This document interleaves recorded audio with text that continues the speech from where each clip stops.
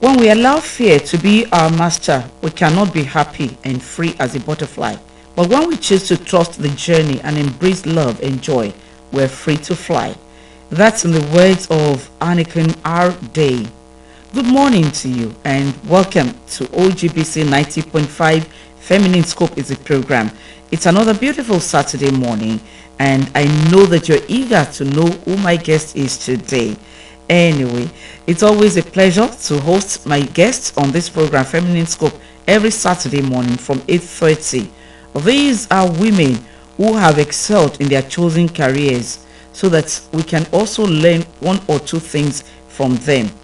Today, I have another beautiful and strong woman in the house. She'll be sharing her experiences with us while she was growing up, the school she attended, and other things that we need to know. My name is Toyin Sogbesan. My guest is Mrs Adeola Adetutu Adeleke, and I say the triple crown. Adeola Adetutu Adeleke. It's nice to have you on this program. Thank you, ma'am. She is a chemist by profession, and she's also an entrepreneur. So good to have you.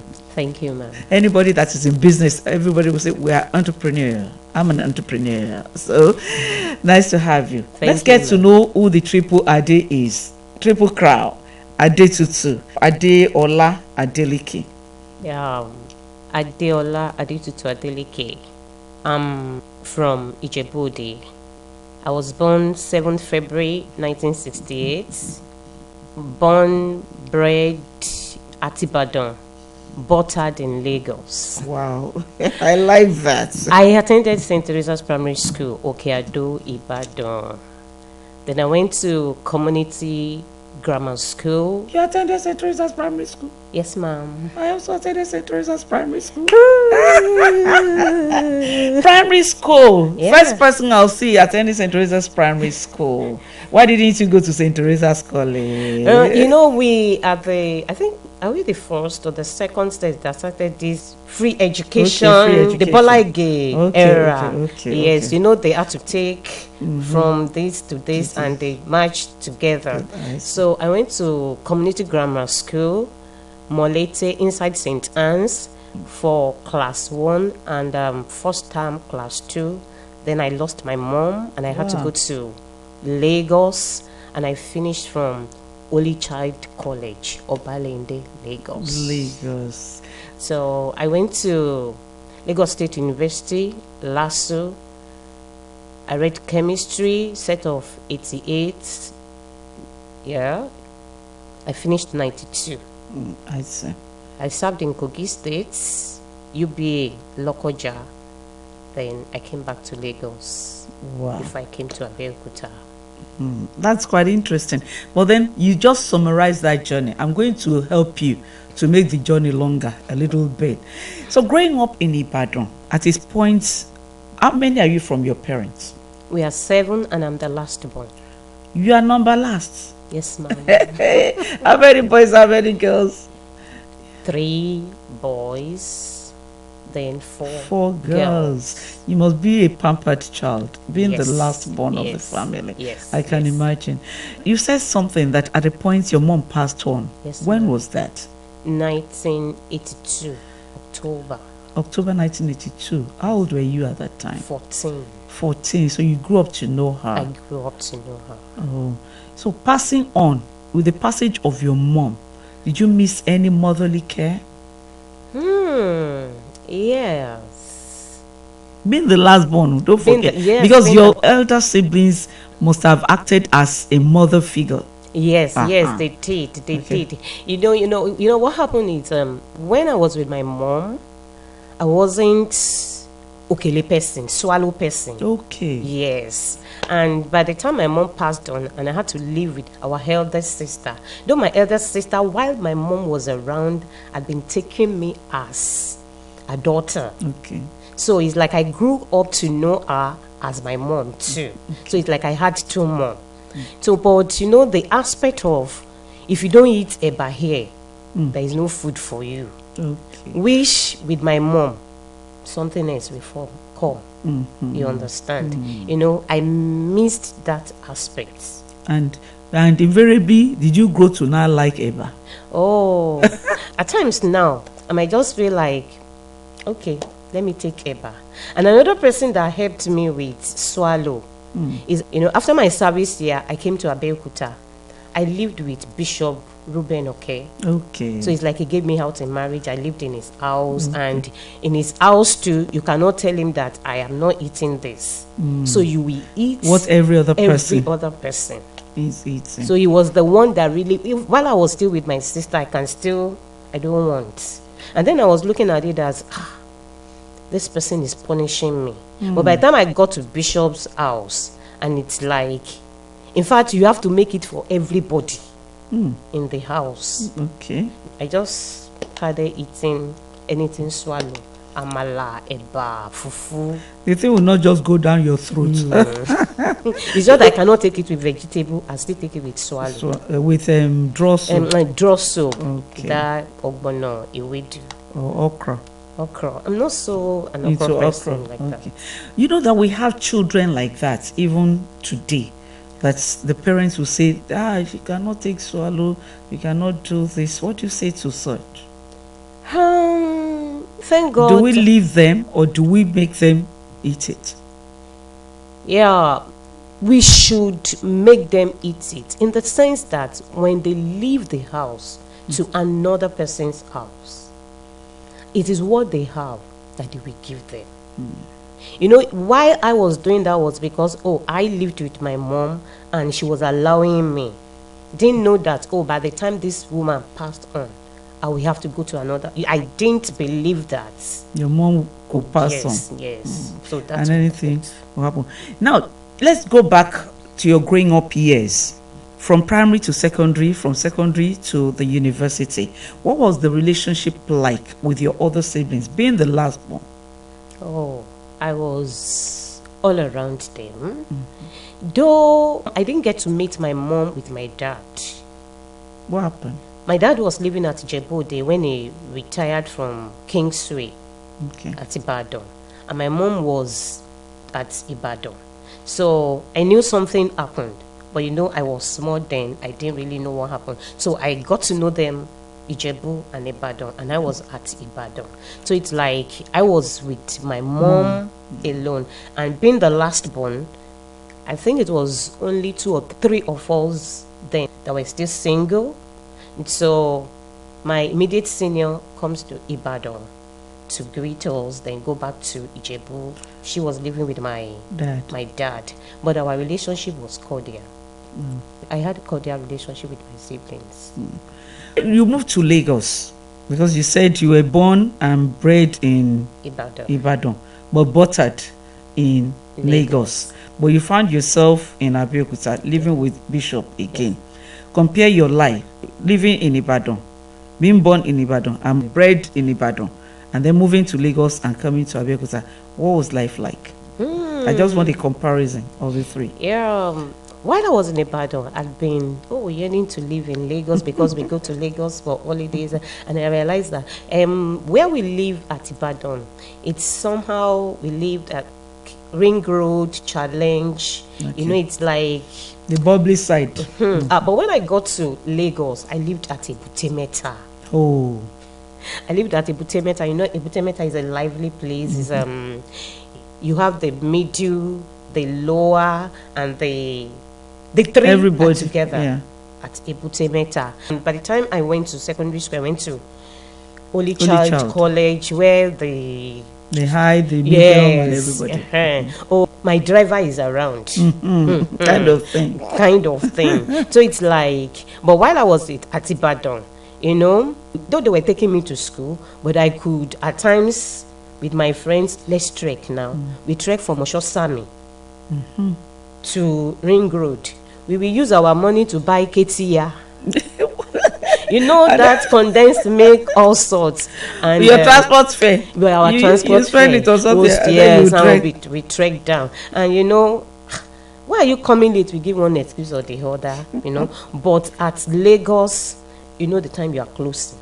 And I need to attend lesson at Ebutemeta too. So I have to rush down from Obalende to Ebutemeta to catch up with my lesson. And Lagos life is Eko for sure. Unlike Ibadan, that is. Then Abeokuta.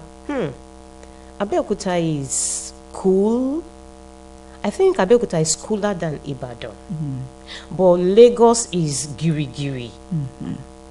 I mean, after I left Lagos, after my wedding, it was in the days of Molwe. I boarded Molwe and my skirt tore. That was the last time I told myself I will never live in Lagos. Up till now, I'm still telling myself there is nothing that can make me live in Lagos because Lagos life is too. And some people cannot live outside Lagos. I cannot. Everything that I need in Abeokuta, like my pastor used to say, God resides in Abeokuta and visit every other places from Abeokuta. So Abeokuta is God's own state. And some people will say Abeokuta is old people's home. Now you see, so different folks, different strokes. But we thank God anywhere we find ourselves. The most important thing is for us to be happy and find peace with ourselves within ourselves. And again, there is a there for everybody. If God wants you to live in Abeokuta and you are living in Lagos, you are not living a purposeful life. No. I agree you with you. won't. Yeah, I agree with you. Because why are these things happening to me? Whereas that's not where we're destined to be. It is where. Now you left Lagos to come to Abeokuta. You lived in Lagos. Yes. Your father was in Ijebu-Ode. Your mom was in Ibadan. Yes. So what took you to Lagos? It was when my mom died that I relocated to Lagos to live with our firstborn. Okay. And then what brought you to Abeokuta? What brought me to Abeokuta? I'm a Tremite. I go to the Redeemed Evangelical Mission. So, Pastor Okeden came to our headquarters church on relief duty. So I met him and he was preaching, and immediately I saw him preaching. There was a connection with him. And it's like God told me you have something to do with this man. And I went to him and I approached him. It was the first time I came to Abeokuta was I think 1990, that I came for bursary. So I had to stay with him then. And after my service here, he just told me, what are you doing he called me Omo.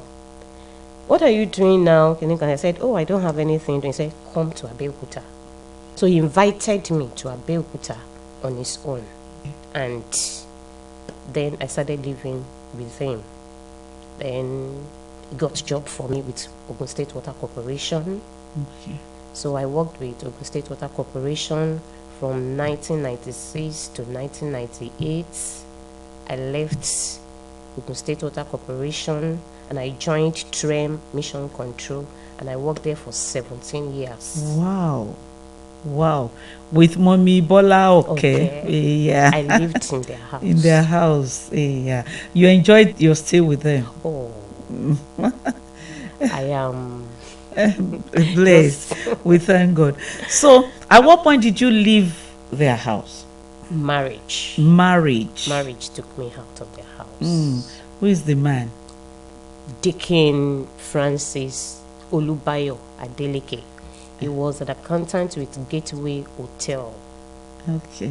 Yes. Then the defunct Gateway Hotel. Yes. So what does he do now? He's a farmer. He's a farmer. And what do you do? I'm an entrepreneur.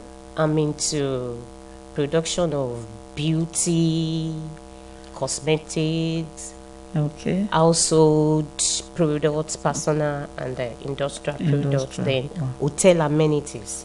Our niche is for hotels. We brand mainly for hotels and for souvenirs. Okay. Because if I go beyond that, I'll have to pay for commercials. Yeah. So I'm always wary of that. Oh, don't worry. At any rate, as a chemist, you should know how to put chemical. I want to put chemical. You can see my student manager. He's one of them. No?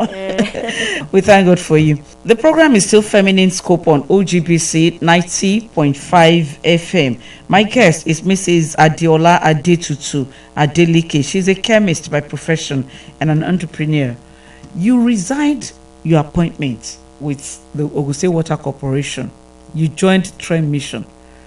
And you said you stayed with TREM Mission for how many years? 17 years. Why did you leave? Before I left, I'd started my production. Okay. I registered my business in 2006. We're living at a Barra housing. You know, one fateful day, just let me give you the background. My husband just came from work and said, "Oh, Ifemi, people are around us now because we have. If we don't have again, they will leave. Start thinking of a business that you would do." And I started praying. And I remember when I finished service here, I work as a volunteer with Toyin Pharmaceuticals. One fateful afternoon, the chemist there just came and said, "And you girls, I can call you liquid soap." And then that was it. And she taught us, and I just kept the thing. So while I was praying, God told me, "What you will do is in your hand." But I was like, what am I going to do that is in my hand? I just went to our guest room, and my eyes just went to the corner of where I kept the chemicals. And he said, "Pick it up." And I picked it. And that was how I started, like that. Though I had to do some research, and somehow I started with liquid soap, and we have almost 15 products that we do now. Wow. Yeah. So it was my husband that made me to go into business because of what he said. And while I had to leave Mission Control, I had a factory, and it was the man that said, "Madam, leave your work. We have used your products. Let people know your products." And I was like, leave your work. And another major thing was, by 2013, I had opportunity to travel to China, UK, on business, and there was this thing that was coming. You know, I worked in church, and I had to look at, I can't continue taking permission from work to do my own personal work. I think it's the right time for me to set aside and do something. Were you not getting paid for the mission? Oh, I was getting paid. Because the way you sounded is like, no, it's a volunteer job. No, it wasn't. Okay, it wasn't. I had to step aside. Okay. For another high. You're an entrepreneur, and you still look young. Anyway, you're as old as you feel at any rate. I want you to talk to this generation, especially those people who believe that, wow, I'm looking for a job. They would have graduated 3 years, 4 years, 5 years. Some are even they are bringing CV of having passed out of university since 2016. And one begins to wonder, you are still searching for white collar job. What's your advice for them? Here you are, an entrepreneur. I used to tell people that if I'd known what I know now, I won't work for anybody. Wow. First, look at yourself. What is your passion? What can you do without anybody pushing you to do it? Look inward. There is nobody that God created without giving you a gift. That are inborn gifts. There are potentials that God has given to you from birth. Then you need to bring it out yourself. But if you now think that you don't have anything, go and learn a skill. Learn a skill. Because at any point in time, even if you are educated to PhD, whatever, you are on a salary. A day the salary will stop because you will retire. And you will need extra money. As an entrepreneur, you might wake up penniless. But before 1 hour, you are running in millions. So I want to encourage the youths. Don't say, because I'm a graduate, I won't work for myself. I would rather look for a white collar job. No, I know a lot of people that are graduates and they just collected their certificates and drop it. I know someone, she was my uncle's lawyer, but she's a tailor. I know someone there, she read mass comm, but she's a tailor. So irrespective of your educational background, have a skill. The Bible made us realize that 4 streams of enter into the Garden of Eden. That means you as a person, 1 stream of income will not be enough for you, especially in this age that we are in. Especially in this age that we are in, you need more than one source of income to be able to maintain yourself. Don't depend on white collar job. Bring something out of yourself. Be an addition. Add value to people's life. Add value to Nigeria. Add value to your community. Add value to your family. So, thank you so much. Are you a party person? I'm a party person. Are you serious? Party person as in I party in church. Oh, but you cannot party in church, my sister. No. If you invite me to your party, okay, I will come. Okay. But it's not just for me to now sit down and say, which party is there today to go to? No, definitely no. But if you invite me to party, definitely I will go because I love dancing. I like that. You don't do night out with your husband, like, okay, let's just go out, let's just have some with the children in those days. In those days. When you were still young and married. Yes, ma'am. That's great. So what type of music would you want me to play for you? I listen to Christian music. You can give me Sioyekon. See, it's okay.